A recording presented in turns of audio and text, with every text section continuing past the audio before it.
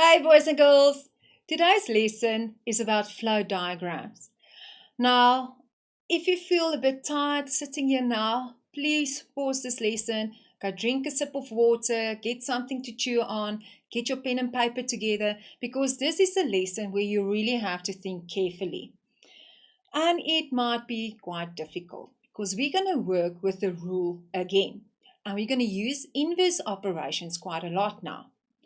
After this lesson, you should be able to know and calculate an input number, know and calculate an output number, calculate the rule, use inverse operations, and draw a table for a flow diagram.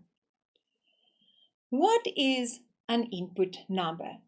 Now, it is the number I start with when I do a calculation. For example, 4 times 3 equals 12. 4 will be my input number because it's the number I'm starting my calculation with. The rule will be times 3 because that is the calculation I use to get to my answer. And then the output number will be 12. That is your answer. So basically your calculation your calculation is the start, the middle, and the end.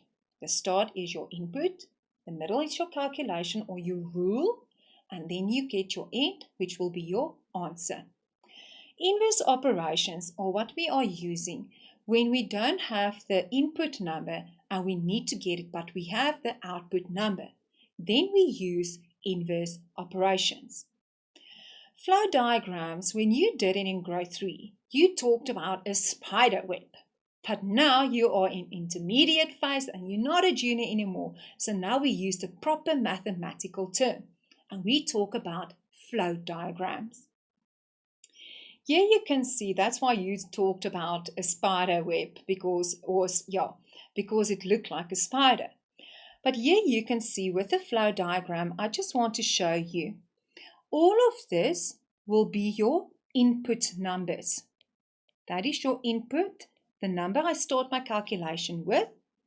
This is your rule, my calculation, and this will be your output number, the answer I get. Now, I said in the beginning, after this lesson, you will be able to draw a table for flow diagram. This diagram, you also drew the table we drew when we did geometric patterns. Now here, the first row will be your input number or value. This is your rule, the calculation I'm using, and this will be your output numbers, your answers. So this is what the flow diagram looks like, and this is what the table looks like with your input, your rule, and your output number. Now let's try some of the input and output numbers, how to calculate it. Here my rule is times 3 minus 2. Now it's very important to know inverse operation means I'm going to do the calculation from the right side to the left side. But how is this going to change? What is the inverse for minus or subtraction? It will be plus 2. And what is the inverse for multiplication? Yes, it will be division. Divide. There you go. So now I go and I check 1 times 3 equals 3. Minus 2 will give you the answer 1. Now I don't have my input answer here, and here I don't have my output. So to get to this input, I need to reverse my calculation. So I'm going to say 10 plus 2 equals 12, and 12 divided by 3 will give you the answer 4. And always check your answer. Now I'm going to do the calculation from my input to the output to make sure my answer is correct. 4 times 3 equals 12. 12 minus 2 equals 10. So the calculation is correct. Here on the right hand side, I don't have my output number. So now I'm going to do the calculation in the right order because I'm working now from the left to the right, my input to the output. 6 times 3 equals 18, and 18 minus 2 equals 16. Now for the last answer here, I need to do inverse operations again. Now I'm starting with 28 plus 2 will give you 30, and 30 divided by 3 will give you the answer 10. And can you see how important inverse operations is and how it can help you in future to do calculations? Here we're going to try it again. You can pause the lesson now and try and do this flow diagram all by yourself. Let's start. For inverse calculation, sorry guys, I jumped there. For inverse calculation, I'm going to go divided by 2 minus 4. Now let's start. 1 plus 4 is 5. 5 times 2 equals 10. Now I need to go back. 16 divided by 2 will be 8. And 8 minus 4 will give you the answer 4. 7 plus 4 equals 11. 11 times 2 equals 22. Now we have to reverse again.